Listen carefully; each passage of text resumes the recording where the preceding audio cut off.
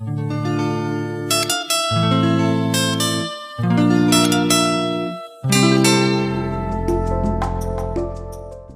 this is T West, and welcome to AfroSynergy.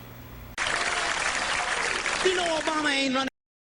In fact, Britain's Defense Secretary, Liam Fox, has now let it be known that they have no idea how long the Libyan government will succeed in thwarting their attempt to subdue Libya. This is very bad news for what they call the world economic system, when it's really only those nations who have chosen to pay to play within their economic Ponzi scheme. Puppet on the string.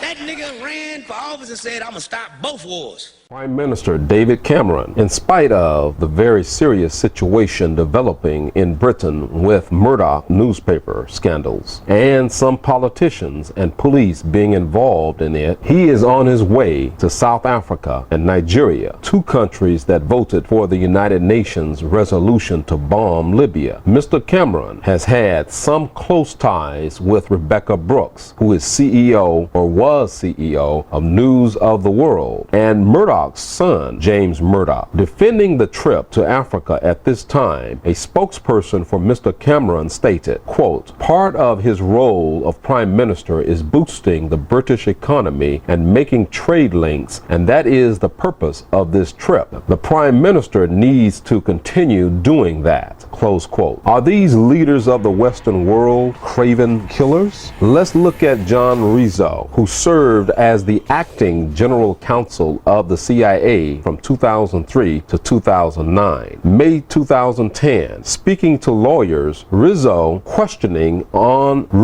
stated, there was never, ever, as far as I could discern, any debate, discussion, questioning on moral or legal grounds about the efficacy of the United States targeting and killing terrorists, close quote. Rizzo has given legal justification and cover for the killing of thousands of civilians in Afghanistan, Pakistan, Somalia, Yemen, and elsewhere, all in the name of fighting terrorism. Rizzo never won Senate confirmation for his position because he provided legal justification to the Bush administration for CIA torture. On a weekly basis, especially under the presidency of Barack Obama, there have been CIA drone killings of civilians in Afghanistan and Pakistan, with a recent pickup of killings in Somalia carried out by JSOC, or what is known as Joint Special Operations Command. To provide more evidence of an American policy that is out of control, much like the Zionist state of Israel, Rizzo stated, quote, a lot of attention, a lot of criticism was given about the number of waterboarding sessions they had, but I do not believe there would have been nearly as much similar discussion about the number of bullets that would have been pumped into them if they had been killed rather than captured. So what is Rizzo saying? He is saying that Americans generally have no problem with anyone that the CIA or political leaders designate as a terrorist being killed. We have been seeing exactly this, and even far worse under the leadership of President Obama. Didn't he just send 60,000 more troops to Afghanistan? He took them out of Iraq. Them niggas thought they was going home. Shit, nigga, the war over. We going home. He like, nope, over there.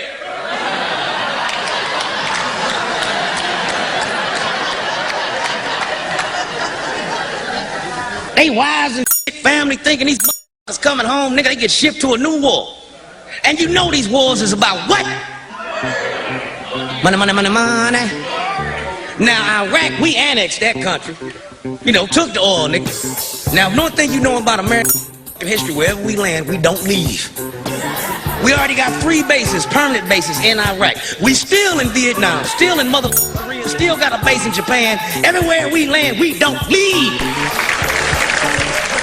In other words, there is no need for a judicial body validating their decision to declare a person or anyone who associate with that person a, quote, terrorist, close quote, justifying killing that person. The renditions by Kenyan police in Kenya of Somalis to the CIA, which includes kidnapping and flying them to a CIA prison in Mogadishu for interrogation, torture, and being held indefinitely. The United States and its NATO allies are promoting the criminals in Benghazi, Libya, as a legitimate government of Libya. But Russia is making it clear that it does not recognize the rebels as the Libyan government, as a legitimate Libyan government. Russia must do the same within the United Nations, and all members of the African Union must not support such a move ever in the United Nations. Even though Cameron is on his way to visit South Africa and Nigeria, you brothers, be wise. You screwed up with the United Nations vote. Don't screw up this time. Foreign Minister Sergei Lavrov says his country refuses to recognize the rebel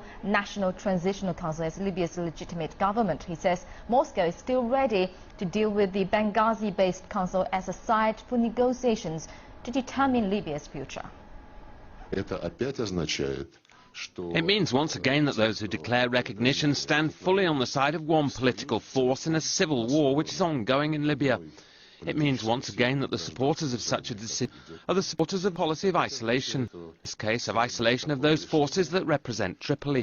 Mr. Fox says Britain and the rest of the NATO pact will bomb Libya, quote, for as long as it takes, close quote. The problem is that their precarious economic situation is not going to allow the luxury to do that. These same Germanic people applied sanctions against Iraq for 12 years, and frankly applied sanctions against Libya even longer, following Ronald Reagan's command to bomb Libya with the intent of killing what he called the mad dog of the Middle East. A clear example of how stupid Mr. Reagan really was. Libya is not in the Middle East, but in Africa. It was a statement that we would expect of someone such as Sarah Palin, who is once again in the news using her war terms such as reload. Well, unfortunately, Congresswoman Gifford will never again be the same after a nut played target practice and unloaded a bullet within her head. Unless these Germanic people have been, quote, born again, close quote, generally we have to beware of the beastly nature that remain within them. Even with the betrayal of a segment within the power circle of Russia, Libya maintains against a barbaric horde, striking it under the flag of the United Nations, with NATO being its arrow.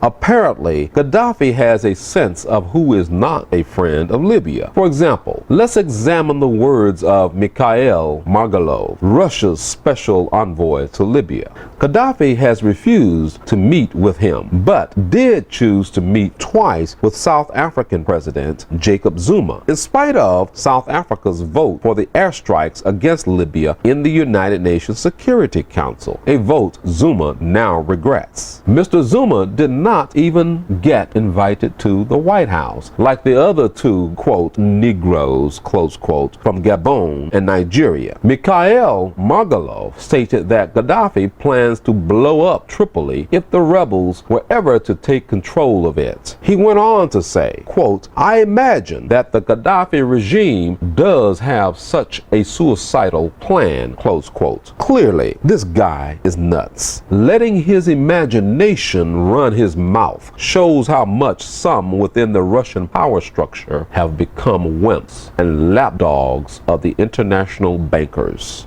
This is a Russian envoy who traveled to Benghazi to hold talks with the rebels a month earlier and has refused a visit with Gaddafi. Again, this Russian is not trusted by the Libyan government. Does Mr. Margalov think the people of Tripoli would believe his words and take those guns given to them by the Libyan government and attempt to massacre Gaddafi and his security to prevent this, quote, imagine, close quote, mass suicide? Libya continues to withstand and the unrelenting violence of NATO, with the evidence being collected and compiled to file war crime charges against the NATO generals carrying out the assault upon the Libyan people and its infrastructure. You know what I mean? I thought it was called the United States of America, not the United Empire of Earth.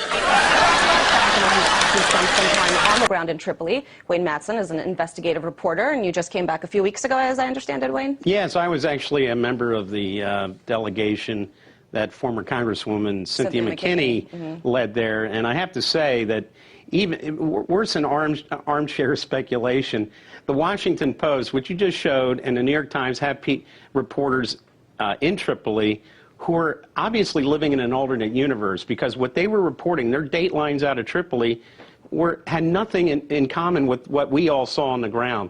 First of all, they were saying, you know, schools were closed. Why watch the kids go to school? Yes, things are not normal in Tripoli, long gas lines because of the sanctions imposed. There's some shortages of food because collective punishment is being applied by NATO. The ports are blocked by NATO. The ports are blocked, including fishing boats that can't get fresh seafood in. So, yes, it's very similar to what goes on in Gaza with the collective punishment on those people there. But Gaddafi has a lot of support in Tripoli. There's a report today from the Murdoch, Rupert Murdoch, distributors of propaganda, Wall Street Journal in particular, saying that Gaddafi's getting ready to flee Tripoli. Why would he? He has total support from Tripoli all the way to the Tunisian border. We had to go by car. We actually encountered one impromptu pro-Gaddafi demonstration on the main highway. We got out and asked these people. We wanted to know, are these shills being paid by the government? This was no. It was total impromptu. When I read this, I mean, according to this, Gaddafi is a lying son of a bitch who's running around Tripoli, giving out baskets of Viagra and faking civilian casualties. So are you saying that's not what you saw? No, and you know, we haven't seen an information war like this, a propaganda war, since the leading up to the war against Iraq and the occupation. Remember the yellow cake uranium, the biological mobile weapons labs, Colin Powell holding up the anthrax, all that nonsense. You will do as I say. How the f we gonna go over to Iraq and tell them we giving these people freedom? They didn't ask for it. Wasn't no Iraqis over there. Come on over here. We want to vote. Civilians, innocent civilians slaughtered. Yes. One thing, we did go to the hospital. We saw civilians who had been hit with shrapnel. I think one of the things is NATO was saying we are not targeting civilians. We got the video footage of these people, photographs, and now NATO at least has to admit that it is hurting civilians in its attacks. And they did admit to one civilians recently that killed some children. But let's play, I think we have a soundbite from President Obama, our own president, speaking just a few days ago, where he mentioned Libya. Let's play that clip if we have it.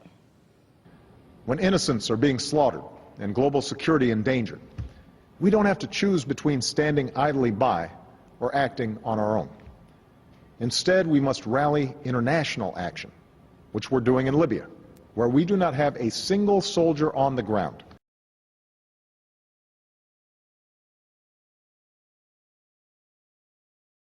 But are supporting allies in protecting the Libyan people and giving them the chance to determine their own destiny. So, Wayne, you heard the president protecting the Libyan people. Is he lying? Oh, I would say so, and we know that he doesn't even have the support of members of his own party in the House of Representatives. 70 Democrats voted for a resolution to curtail the U.S. support for this operation today in the House. Basically, look, another thing that's not being reported, there are some rebels who have gone back to Gaddafi. We have seen reports of NATO hitting rebel columns. There are other reports that these may be rebels trying to get back to Tripoli to rejoin Gaddafi. Gaddafi's given amnesty to these people. Many former rebels, including one I spoke to, said, look, we weren't happy with Gaddafi, but when we saw NATO, including Italy, our former colonial occupier, join this thing, and now there's some question whether Italy wants to participate in this any longer. They're saying, okay, he's a dictator. We've had him around for over 40 years, but darn it, he's a Libyan nationalist, and he has given us the highest standard of living in Africa. The really interesting thing to me, just to focus it back here in the U.S., is you mentioned the House vote. It's mainly a symbolic vote. It's not actually going to change Libyan policy immediately, but it sends the message that Congress isn't very happy with this war. The American people aren't very happy with the war. 46% of them, according to a new Gallup poll today. And how does this administration sell this conflict to the American people and to lawmakers? Let's listen to what Hillary Clinton had to say. Do we have that bite? The bottom line is, whose side are you on? Are you on Gaddafi's side? Or are you on the side of the aspirations of the Libyan people and the international coalition that has been created to support them?